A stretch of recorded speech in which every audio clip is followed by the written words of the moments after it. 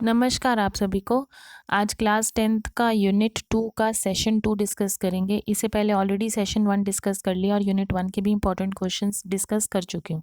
तो आज सेशन 2, 3 और 4 तीनों सेशन के क्वेश्चंस इसमें डिस्कस हो जाएंगे। इंपॉर्टेंट क्वेश्चन है प्रीवियस ईयर पेपर्स के अकॉर्डिंगली, ये पूरा सिलेबस नहीं है। नेक्स्ट क्वेश्चन 1 है मैक्रोज क्या होता है। किन्हीं दो वास्तविक जीवन स्थितियों की सूची बनाएं। बहुत बार मैक्रोज पेपर में आया है, ऑलमोस्ट हर बार ही आया है। तो मैक्रो क्या होता है, कई बार हमें ना कुछ स्टेप्स रिपीट करने होते हैं, दोहराने होते हैं उन्हें। तो इसके लिए बार बार स्टेप्स जब हम रिपीट करेंगे, बार बार उसको लिखेंगे, तो हमारी समय की बर्बादी होगी, दूसरा गलती होने के भी चांसेस होंगे। तो हम क्या कर सकते हैं, हम उस मैक्रो को सेव करके रख सकते हैं ताकि हम उसे बाद में इस्तेमाल कर सकें। ठीक है, तो वो सेव कैसे होते हैं, हम उन मैक्रो के स्टेप्स को रिकॉर्ड कर लेंगे और फिर जब हमें ज़रूरत होगी तो हम उसे ऑटोमेटिकली यूज़ कर लेंगे। अब उसने कहा कि दैनिक जीवन के हिसाब से दिए, जैसे किन्हीं दो सीरियल नंबर्स को आपको ऐड करना और हर बार आप वही करते हो, तो मैक्रो का इस्तेमाल हो सकता है। अगर एक से अधिक कॉलम आपको इंसर्ट करने हैं तो वो भी हो सकता है। अगर आप मेरी सॉल्व चैट पेपर की वीडियोस देखें तो और दैनिक एग्जाम्पल्स आपको उसमें देखने को मिल जाएंगे। नेक्स्ट क्वेश्चन 2, मैक्रोज के कोई दो लाभ बताइए। मैक्रोज के क्या लाभ हैं। अब मैक्रो क्या करता है, मैक्रो का जो उपयोग है आसान से मुश्किल के निर्माण के लिए किया जाता है। नेक्स्ट, उपयोगी मैक्रो की लाइब्रेरी बनाई जा सकती है। हम मैक्रो की एक लाइब्रेरी बना सकते हैं ताकि हम उसको बार बार इस्तेमाल कर सकें। उन एक्शंस की लिस्ट बनाएं जो मैक्रो द्वारा रिकॉर्ड नहीं किए जा सकते। मोस्ट इंपॉर्टेंट क्वेश्चन आपके बोर्ड एग्जाम के लिए आया भी हुआ है ये पिछले साल। अब कौन कौन से एक्शंस हैं जो मैक्रो द्वारा रिकॉर्ड नहीं होते। पहला, विंडोज़ के ऊपर हम कुछ भी जो करते हैं, कोई भी एक विंडो से दूसरी विंडो पे जाते हैं, वो रिकॉर्ड्स नहीं होते। तो पहला आ गया आपका विंडो को खोलना, विंडो ओपन करना। नेक्स्ट, जहाँ रिकॉर्डिंग शुरू की थी वहाँ से दूसरी विंडो में अगर आप गए हो तो वो एक्शन रिकॉर्ड नहीं होगा। थर्ड, अगर आप किसी विंडो को बदल रहे हो, मतलब एक विंडो से दूसरी विंडो में काम कर रहे हो, तो वो रिकॉर्ड नहीं होगा। एक्शंस जो स्प्रेडशीट कंटेंट से संबंधित नहीं है। जो मैक्रोज है वो सिर्फ स्प्रेडशीट और राइटर को ही रिकॉर्ड करता है, उसी की ही चीज़ों को रिकॉर्ड करता है, बाकी और किसी को भी वो रिकॉर्ड नहीं करता। नेक्स्ट, लास्ट वन, केवल कीबोर्ड का उपयोग करके हम सिलेक्शंस को रिकॉर्ड कर सकते हैं, लेकिन जब हम माउस का उपयोग करते हैं तो उनको रिकॉर्ड नहीं किया जाता। ठीक है, जो जो भी चेंजेस हम कीबोर्ड के द्वारा कर रहे हैं वो रिकॉर्ड होंगे, पर माउस द्वारा किए गए चेंजेस रिकॉर्ड नहीं किए जाएंगे। तो ये 5 रीजंस हैं जिसमें मैक्रोज जो है वो काम नहीं करता। 6th एक और है, मैक्रो रिकॉर्डर केवल कैलसी, और ये मैंने आपको बता ही दिया। नेक्स्ट क्वेश्चन 4th, मैक्रो को रिकॉर्ड करने के लिए स्टेप्स लिखिए। देखिए, मैक्रो जो है आपका एक टूल है, तो ये आपको टूल मेन्यू में मिलेगा। टूल मेन्यू में मैक्रोज पे हम क्लिक करेंगे। जब भी हम किसी चीज़ पे क्लिक करते हैं तो उसके आगे डायलॉग बॉक्स खुलता है या उसके आगे फर्दर ऑप्शंस खुल जाते हैं। तो क्या होगा, रिकॉर्ड मैक्रो ऑप्शंस पर जाएंगे। तो एक बार जब आप रिकॉर्ड मैक्रो ऑप्शंस पर क्लिक करेंगे तो उसके बाद बनाई गई मैक्रो को सेव और रन करने के लिए बेसिक मैक्रो डायलॉग बॉक्स खुल जाएगा, जैसे आपको ये दिखा रखा है। इसमें रिकॉर्ड मैक्रो है और स्टॉप रिकॉर्डिंग है।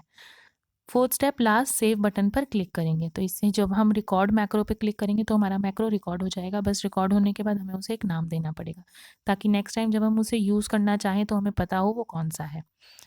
क्वेश्चन 5th, मैक्रो लाइब्रेरी में कितने नाम प्रदर्शित होते हैं। जो आपकी एक मैक्रो की लाइब्रेरी है उसमें 3 तरह के मैक्रोज अवेलेबल होते हैं। सबसे पहला, लाइब्रेरी ऑफिस मैक्रोज, मतलब प्री रिकॉर्डेड, जो पहले से बाय डिफ़ॉल्ट अवेलेबल है। नेक्स्ट, माई मैक्रोज वो होते हैं जिन्हें हम लोग बना रहे हैं। थर्ड है अनटाइटल्ड वन, ये वो मैक्रोज होते हैं जिस पे काम चल रहा है, अभी तक आपने इसको कोई नाम नहीं दिया, आपने सेव नहीं किया है, तो वो अनटाइटल्ड वन से आपको डिस्प्ले होगा। क्वेश्चन 6 है, बेसिक किसे कहते हैं और मैक्रो के कोड को किस प्रकार देखा जा सकता है। तो मैक्रो जो है जब वो अपनी जो भी काम करता है तो उसके लिए एक प्रोग्रामिंग भाषा का इस्तेमाल करता है जिसे बेसिक कहा जाता है, और जहाँ मैक्रो के कोड को व्यू और एडिट करना भी संभव होता है। तो आपको अगर मैक्रो के कोड को देखना है तो आप टूल्स में मैक्रोज में जाएंगे और फिर एडिट मैक्रो में जाएंगे तो उसका कोड हमें मिल जाएगा। नेक्स्ट, एक इम्पॉर्टेंट चीज़ है जो बॉक्स में लिखवाई थी, एक जो मैक्रो है उसका जो कोड जब हम उसको बनाते हैं उसके कोड को, तो वो SUB सब से शुरू होता है और उसके बाद मैक्रो का नाम आता है, और जब वो ख़त्म हो जाता है हमें लास्ट में एंड सब लिखना पड़ता है। ठीक है, नेक्स्ट क्वेश्चन है, IDE से आप क्या समझते हैं। IDE का फुल फॉर्म होता है इंटीग्रेटेड डेवलपमेंट एनवायरनमेंट। ये क्या होता है, ये एक टेक्स्ट एडिटर होता है जो मैक्रो बनाते हैं और उसको एडिट करने की हमें परमिशन देते हैं। ठीक है, ये सेशन 2 था आपका इंपॉर्टेंट क्वेश्चंस का। नेक्स्ट सेशन 3 है लिंकिंग स्प्रेडशीट डाटा। तो इसमें फर्स्ट क्वेश्चन है, क्वेश्चन 1, स्प्रेडशीट में एक न्यू शीट किस प्रकार ऐड कर सकते हैं। एक जो स्प्रेडशीट है उसमें न्यू शीट को ऐड करने के लिए लेफ्ट हैंड साइड हमारे पास प्लस का साइन होता है, जैसे जब आप क्लिक करोगे तो शीट ऐड हो जाएगी। ठीक है, इसके अलावा आप क्या कर सकते हो कि शीट टैब पर कहीं भी राइट क्लिक कर सकते हो, तो फिर एक ड्रॉप डाउन लिस्ट आएगी। देखिए एक लिस्ट बना भी रखी है जिसमें इंसर्ट शीट होगा, डिलीट शीट होगा, रीनेम शीट होगा, इसमें से जो ऑप्शन, अब इंसर्ट का न्यू का कर रहे हैं तो इंसर्ट शीट को कर लेंगे। नेक्स्ट है क्वेश्चन 2, स्प्रेडशीट में शीट पर कैसे रेफरेंसिंग किया जाता है। देखिए रेफरेंसिंग शब्द पहले समझिए, रेफरेंसिंग इज़ लाइक कि किसी को बताना कि वो चीज़ वहाँ पड़ी है, वहाँ से ले लो, तो उसे रेफरेंसिंग बोलते हैं। तो हम स्प्रेडशीट में भी हम कॉलम्स को रेफर कर सकते हैं कि ये सामान यहाँ है, इसका ये डाटा इस सेल पे है। ठीक, तो किसी अन्य शीट में सेल का रेफरेंस देने के लिए हम डॉलर के साइन के साथ रेफर करते हैं। तो आपको ये वन वर्ड में पूछा जा सकता है कि रेफरेंसिंग जो है वो किस सिंबल से स्टार्ट होता है, तो डॉलर साइन से स्टार्ट होता है। इसके बाद शीट का नाम सिंगल कोट का उपयोग करते हैं। उदाहरण के लिए टर्म 1 नामक एक सेल C4 शीट को रेफर करने के लिए हम टाइप करेंगे, डॉलर आ गया है, टर्म 1 आपका सिंगल कोट में आएगा, यहाँ पे एक सेमीकोलन लगा हुआ है, यहाँ पे एक और आएगा, ये सिंगल कोट्स आएंगे, फिर एक डॉट आएगी, फिर C4 आएगा। तो अब इसमें क्या हुआ, टर्म 1 को हम रेफर कर रहे हैं सेल C4 के साथ। ठीक है, नेक्स्ट है आपका हाइपरलिंक्स क्या होते हैं और ये कितने प्रकार के होते हैं।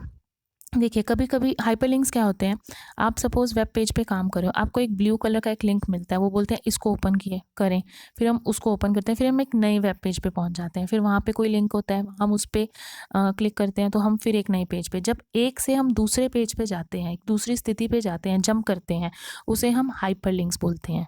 ठीक, और स्प्रेडशीट के अंदर जो हाइपरलिंक्स हैं वो 2 प्रकार के होते हैं। पहला एब्सोल्यूट हाइपरलिंक, इसका मतलब होता है कंप्लीट लोकेशन। जब एब्सोल्यूट हाइपरलिंक होगी तो आपको बिल्कुल कंप्लीट लोकेशन मिलेगी। हम ड्राइव से शुरू करेंगे, ड्राइव के अंदर जो फोल्डर, अब जैसे सी ड्राइव का एग्जांपल है, तो सी ड्राइव में यूज़र फोल्डर के अंदर एक और फोल्डर है एडमिन, फिर डाउनलोड्स है, फिर डाउनलोड्स के अंदर हमारी एक फाइल पड़ी है try.ods, तो ये इसका एब्सोल्यूट हाइपरलिंक होगा। ये इंपॉर्टेंट क्वेश्चन है, ये पेपर में आता है। नेक्स्ट है रिलेटिव हाइपरलिंक। रिलेटिव हाइपरलिंक का मतलब होता है कि एक मतलब छोटा सा संबंध, एक मतलब उसमें पूरा नहीं आएगा, थोड़ा सा, सिर्फ 2 फोल्डर पहले का आपको वो पाथ बताएगा कि आपकी फाइल यहाँ पड़ी है, इसे रिलेटिव हाइपरलिंक बोलते हैं। ठीक, तो admin/download try.ods, यहाँ पे ऐसा आएगा एफ के बदले।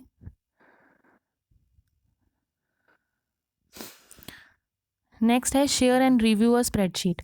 तो क्वेश्चन 1, किसी स्प्रेडशीट को शेयर करने के चरण लिखिए। अब देखिए जब हम स्प्रेडशीट्स बना रहे हैं तो हमें इसको किसी के साथ साझा करने की आवश्यकता हो तो हम वो भी कर सकते हैं, नेटवर्किंग के साथ जब एक सिस्टम्स जुड़े हों। तो स्प्रेडशीट जब हम अन्य यूज़र्स के साथ शेयर करते हैं तो इसे टीम वर्क की तरह हम ले सकते हैं। तो स्प्रेडशीट शेयर करने के लिए फर्स्ट एक हम न्यू स्प्रेडशीट को ओपन करेंगे और इसे किसी नाम से सेव करेंगे। नेक्स्ट मेन मेन्यू बार से टूल्स के अंदर शेयर स्प्रेडशीट का चयन करेंगे। जब हम इसका चयन करेंगे तो हमें वहाँ ऑप्शन मिलेगा share this spreadsheet with other users. इस चेक बॉक्स पे हम क्लिक करेंगे, ओके बटन पर क्लिक करेंगे, हमारी स्प्रेडशीट शेयर हो जाएगी। नेक्स्ट क्वेश्चन 2 है, स्प्रेडशीट में कमेंट्स को किस प्रकार ऐड और एडिट कर सकते हैं। ये क्वेश्चन आपने यूनिट 1 में भी पढ़ा था, लास्ट सेशन में एडवांस राइटर्स में, तब हमने ट्रैक चेंज में पढ़ा था, तब वो राइटर का था, ये स्प्रेडशीट का है, दोनों में ट्रैक चेंज का ही इस्तेमाल हो रहा है। तो कैलसी में कमेंट्स को ऑटोमेटिकली रूप से ऐड कर सकते हैं। कमेंट्स का मतलब कोई भी चीज़ जो कमेंट करके आप बता रहे हो कि हाँ ये इस चीज़ के लिए है, एक्स्ट्रा चीज़ है जो, ठीक है, हम ऑथर या रिव्यूअर अपने कमेंट्स को भी ऐड कर सकते हैं। तो अपने कमेंट्स को ऐड करने के लिए पहला हम मेन मेन्यू बार को सेलेक्ट करेंगे और उसमें एडिट ट्रैक चेंज में कमेंट्स पर क्लिक करेंगे। राइटर में भी हम सेम यही कर रहे थे। नेक्स्ट यह ऐड कमेंट विंडो को खोलेगा और अपनी कमेंट हम एंटर करेंगे। आप एक सेल में कमेंट भी इंसर्ट कर सकते हो, उस सेल पर क्लिक करें और इंसर्ट कमेंट सेलेक्ट कर लें। किसी एक सेल में भी आप अपने कमेंट्स को ऐड अप कर सकते हो। तो ये आपके इंपॉर्टेंट क्वेश्चंस थे सेशन 2, सेशन 3 और सेशन 4 के। नेक्स्ट आपको जो वीडियो, ये कंप्लीट हो गया यहाँ पे यूनिट 2। नेक्स्ट यूनिट 2 के मैं आपको चारों सेशन के MCQs और फिलअप्स भी बता दूंगी, फिर हम यूनिट 3 स्टार्ट कर लेंगे।